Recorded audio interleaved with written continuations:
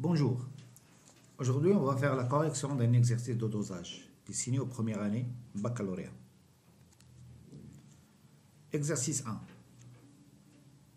Dosage de l'acide ascorbique par le diode. Les données. L'acide ascorbique de formule C6H8O6 de masse molaire 176 g par mol sera noté H2A. L'emploi d'amidon est un indicateur coloré qui met en évidence la présence de d'iode. On veut déterminer la teneur en acide ascorbique d'un comprimé de vitamine C 500. Pour réaliser cette détermination, on commence par écraser le comprimé d'un mortier, puis on l'introduit dans une fiole jaugée afin de réaliser une solution S de volume V égale à 500 ml. Alors, premièrement, là, donc, en étudiant les données, je vois bien que nous avons ici une technique de dosage. Dans le cours, nous avons deux types de dosage. Dosage par colorimétrie et dosage par la conductimétrie. Dans cet exercice, on voit bien que c'est le dosage par colorimétrie parce qu'on a utilisé l'emploi d'amidon incolore. Aussi, on cherche la teneur de l'acide ascorbique. Alors, c'est quoi la teneur? C'est-à-dire, c'est la masse, c'est la concentration massique de l'acide ascorbique. Alors, comme la masse de l'acide ascorbique dans 500 millilitres. Alors, titrage ou bien dosage préalable d'une solution S1 de diode. On introduit dans une burette graduée une solution de thiosulfate, S2O3 de concentration C2. Le dosage d'un volume V0, 25 ml de la solution S1 de diode, I2, en présence d'emploi d'amidon, a nécessité de verser VE1, 18,9 de solution de thiosulfate pour atteindre l'équivalence. La réaction qui a lieu est la suivante. Alors là, donc la solution, le dosage de S1, le diode, là on parle de la solution à doser. Et on va doser I2 par le thiosulfate, c'est la solution dosante. Alors question numéro 1, faire le schéma du montage. À noter bien sûr, au début du dosage, en indiquant la place de chaque solution. Donc, là, numéro 1, c'est le support. Numéro 2, c'est la solution titrante, ou bien la solution dosante, c'est-à-dire, on parle ici de thiosulfate. 3, c'est une burette graduée. 4, c'est un bécher. 5, c'est la solution titrée, ou bien la solution à doser. Là, c'est le diode I2. Là, c'est un barreau aimanté ou turbulent. Et ça, c'est un agitateur magnétique pour accélérer la réaction. Question numéro 2. Établir le tableau d'avancement à l'équivalence du système. Alors, donc, ça, c'est le tableau d'avancement. Il y a l'état initial, l'état en cours et final. L'avancement, c'est 0x, x max. Le thiosulfate est là pour une quantité de matière N2. Le I2, c'est N0.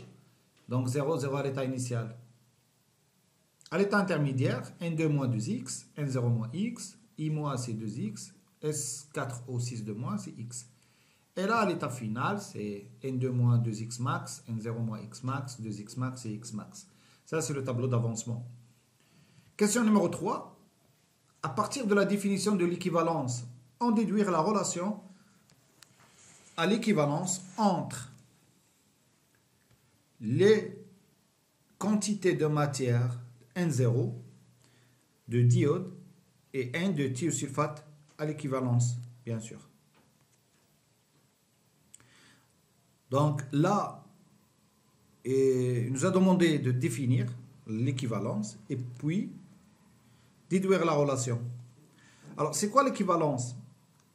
Il y a une équivalence lorsque les réactifs sont mélangés dans la proportion stoichiométrique de la réaction de dosage. Autrement dit, nous avons une réaction totale, c'est-à-dire N2 moins 2x max égale à 0 et N0 moins x max égale à 0. Donc, N2 sur 2 égale à N0 est égal à x max. Ça, c'est la relation. Question numéro 4. On déduire l'expression I2, la concentration de diode, en fonction de C2, V0 et VE1. Puis, on passe à l'application numérique, calculer. Alors, nous avons N2 sur 2 qui est égal à N0 qui est égal à x max. Alors, je vais remplacer N2. N2, c'est la concentration C2 de thiosulfate fois VE1 sur le volume qu'on a ajouté de thiosulfate sur 2. Et là, c'est N0, c'est la concentration de I2 fois V0. Puis, une transformation mathématique, on obtient ce I2, concentration égale à C2 VE2 sur 2 V0. Puis, on passe à l'application numérique. On va trouver que I2 égale à 18, on remplace chacun par son expression, sa valeur, et on obtient la valeur suivante. 18,9, à peu près 19, 10 à la puissance moins 3 mol par litre. Alors, la deuxième partie de l'exercice, c'est le titrage de la solution S d'acide ascorbique par la solution de diode S1. Dans un Erlenmeyer, on introduit V3, 25 ml de solution S d'acide ascorbique. Alors, vous voyez que on a préparé une solution de 500 ml et on n'a pris que 25 ml d'acide ascorbique avec une pointe d'emploi d'amidon. Donc, c'est un dosage par colorimétrie. La solution S1 de diode est placée dans la burette. Là, cette fois-ci, le diode, c'est la solution dosante. On verse peu à peu cette solution dans Erlenmeyer. La réaction qui a lieu au cours de dosage, H2A, c'est-à-dire c'est l'acide ascorbique plus I2, donne ces valeurs-là. Pour obtenir la coloration permanente de la solution, il faut verser un volume VE, c'est le volume 7,7 de la solution S1 de diode. Donc, c'est-à-dire de la solution dosante. Alors, dresser le tableau d'avancement à l'équivalence de dosage. Donc, la même chose que nous avons vu. Donc, cette fois-ci, dans les réactifs, nous avons 2 colonnes. Dans les produits, on a 3 colonnes. Donc, NaC, c'est l'acide ascorbique moins X max. Donc, le tableau d'avancement. Puis, à partir de la définition, comme la question précédente, on déduire la relation entre les quantités de matière d'acide ascorbique et de diode versées. Puis, on déduire l'expression de Ca en fonction de I2, V3 et VE2 et calculer la concentration Ca. Alors, donc, on commence aussi par l'équivalence. Nous avons une réaction, il y a une équivalence, c'est-à-dire que les réactifs sont mélangés dans les proportions stoichiométriques. Donc, on va obtenir que NaC égale à NI2 qui est égal à X max à partir du tableau d'avancement. Les deux sont des réactifs limitants. On va remplacer le NaC, c'est Ca fois V3 qui est égal à la concentration de I2 fois VE2. Puis, c'est la concentration de l'acide ascorbique par une transformation mathématique. C'est I2 fois VE2 sur V3. Puis, on fait l'application numérique, on trouve cette valeur. Question suivante. Déterminer la masse de l'acide ascorbique contenu dans un sachet.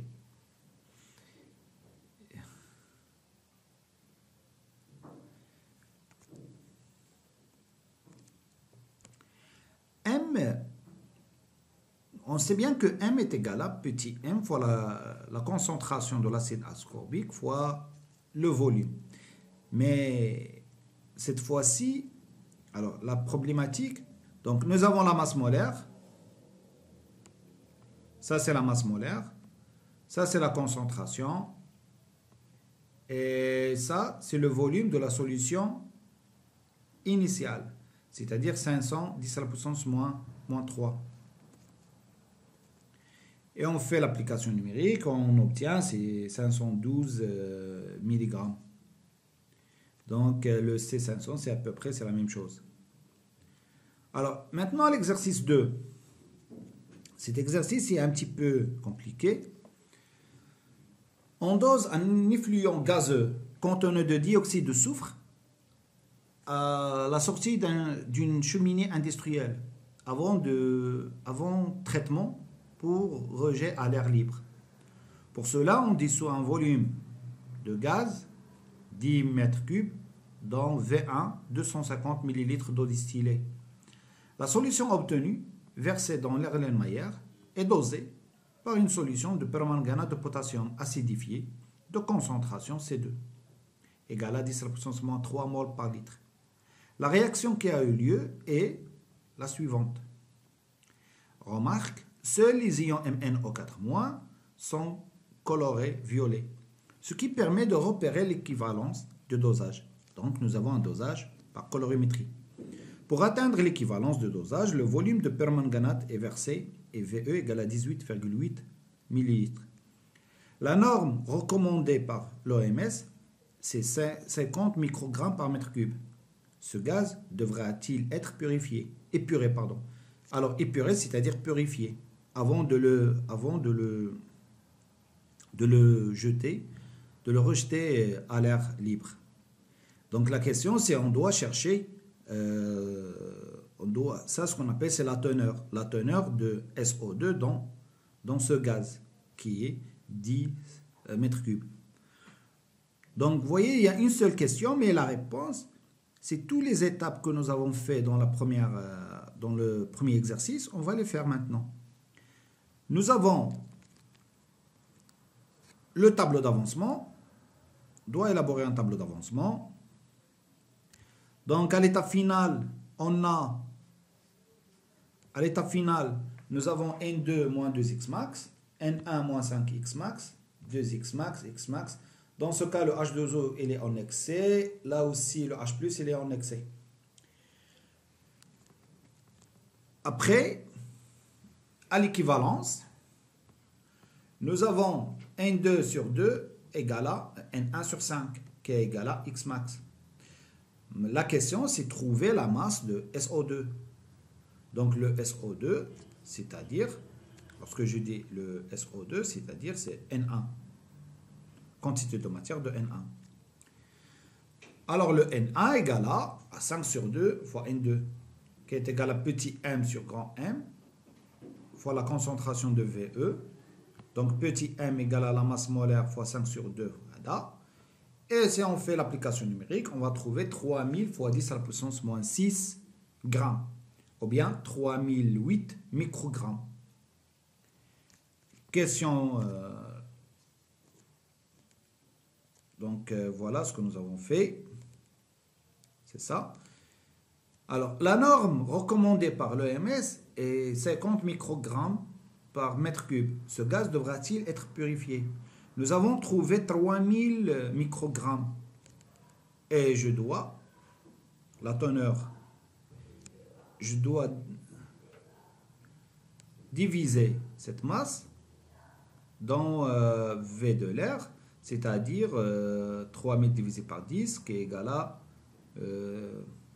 300,8 microgrammes par mètre cube.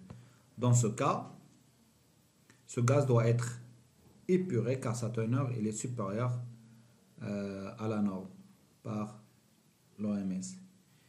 Et ben voilà, je tiens à vous remercier.